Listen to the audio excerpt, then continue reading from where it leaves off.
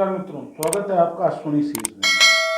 मित्रों, चर्चा कोरोना का जो स्वास्थ्य पर प्रभाव पड़ रहा है, जिस तरीके से जान माल की हानि हो रही है वो तो हो ही रही है, लेकिन कोरोना के जो अन्य सामाजिक दुष्परिणाम निकल रहे हैं, आज हम और आप उस पर चर्चा करेंगे।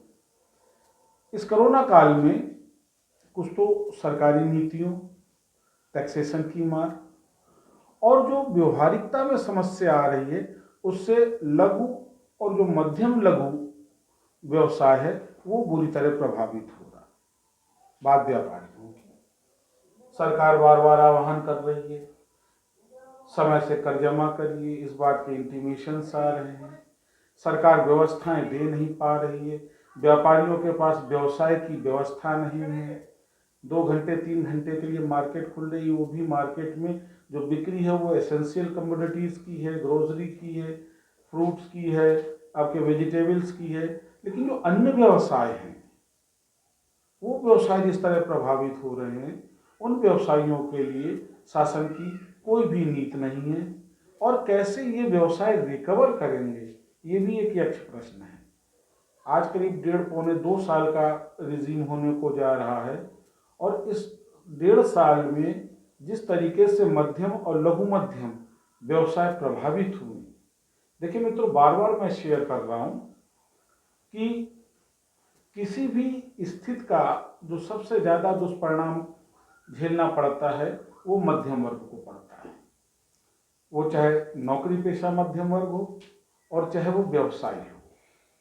2-4-10 लाख रुपए की सकल लागत का व्यवसाय करने वाले, जो मुश्किल से 1000-2000 रुपये प्रतिदिन कमाते हैं, उसमें से उनको अपने स्टाफ को भी 2-2, 3-3, 4-4 का स्टाफ है, प्लस उनको सामाजिक प्रतिष्ठा बना करके रखनी पड़ती है। लेकिन सरकार की नज़र में इन लोगों की कोई वक़्त नहीं है।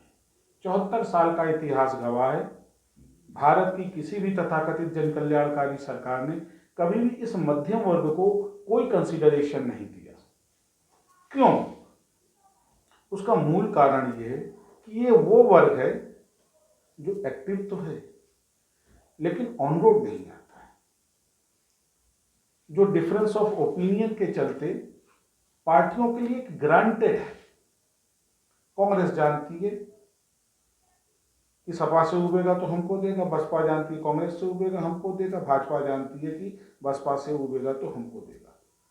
सारी राजनीतिक पार्टियां जानती है कि मध्यम वर्ग है, ये वोट करेगा। किसके हक में करेगा ये श्योर नहीं है, इसलिए चेंजिंग गवर्नमेंट में इसको एज ए ग्रांटेड समझा जाता है।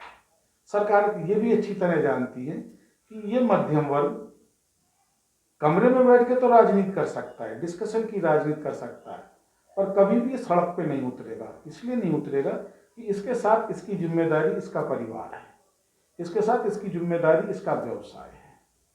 और इसी सोच को लेकर के ना तो नौकरी पेशा मध्यम वर्ग के लिए, ना ही व्यवसायिक मध्यम वर्ग के लिए सरकार को कोई चिंता ही नहीं। आप सोचिए, वो लघु व्यवसायी क्या करेगा जिसकी आमद के सारे स्रोत बंद हैं, परंतु उस पर देनदारी बराबर बरकरार है। सरकार रिबेट देती है, 1,36,000 करोड़ का कॉर्पोरेट टैक्स माफ करती है। कॉर्पोरेट टैक्स, शब्दों पर गौर करिएगा, क्योंकि कॉर्पोरेट जो है ये सरकार की प्राथमिकता है। ये वही कॉर्पोरेट है जो इन पॉलिटिकल पार्टीज को फंड करके 60,000 करोड़ का इलेक्शन लड़वाता है। और आप जानते हैं, जब ये 60,000 करोड़ का इलेक्शन लड़वाएगा तो ये 6 लाख करोड़ का प्रॉफिट भी एक्सपेक्ट करेगा, और वही हो रहा है। कोरोना काल में जहां हर व्यवसायी रो रहा है, लघु मध्यम वर्ग का, वहां पे जो हमारे कॉर्पोरेट्स हैं, वो चाहे अडानी ग्रुप हो या अंबानी ग्रुप हो या बिरलाज हो, ये सब ग्रोथ कर रहे हैं, ठीक उसी तरीके से जिस तरीके से भी चीन की इकोनॉमी ग्रोथ कर रही है। हालांकि तथाकथित दान भी ये कॉर्पोरेट दे रहा है, लेकिन दान के सापेक्ष इसकी ग्रोथ नहीं ज़्यादा है, क्योंकि इनके व्यवसाय चल रहे हैं। और जिस वर्ग को वास्तव में राहत की आवश्यकता है वो सरकार की प्राथमिकता नहीं है। समय आ गया है, अब सरकार को अगर वास्तव में 5 ट्रिलियन इकोनॉमी का अगर टारगेट सरकार रखती है, तो अब समय आ गया है कि इन लघु और मध्यम लघु वर्ग के व्यवसायियों के लिए भी शासन को एक स्थायी नीति बनानी पड़ेगी।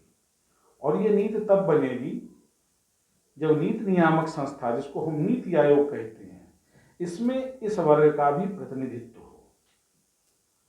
अव्यवहारिक किताबी अर्थशास्त्रियों के बूते अगर सरकार नीतियां बनाएगी तो कितनी प्रभावी होंगी, ये आप भी जानते हैं। और आज जो हम विषमता देख रहे हैं अपनी स्वास्थ्य सेवाओं को लेकर के, उसका मूल कारण ये है कि स्वास्थ्य सेवाओं की नीति बनाने वाले वो लोग हैं जिन्होंने व्यवहारिकता के धरातल पर इन समस्याओं का कभी सामना ही नहीं किया। वो नहीं जानते कि एक आम पेशेंट को, क्योंकि they are well with the high profile hospitals, तो बड़े बड़े अस्पतालों में जाने वाले लोग हैं, उन्हें नहीं मालूम है कि छोटे अस्पतालों में क्या क्या समस्याएं होती हैं। इस वीडियो के माध्यम से मैं केंद्र सरकार से, राज्य सरकार से ये अनुरोध करना चाहूँगा कि इन स्थितियों को देखते हुए इस लघु और मध्यम वर्ग के व्यवसायियों के लिए भी कुछ राहतपूर्ण नीतियां बनाई जाएं, जिससे ये व्यवसाय भी अपना उद्धार कर सके और देश की जो डायरेक्ट जो डेवलपमेंट है, प्रत्यक्ष ग्रोथ है, उसमें ये अपनी भागीदारी कर सके। हम आप ऐसे ही चर्चा करते रहेंगे। आप हमारा चैनल सब्सक्राइब करें और हमको लाइक करें। नमस्कार।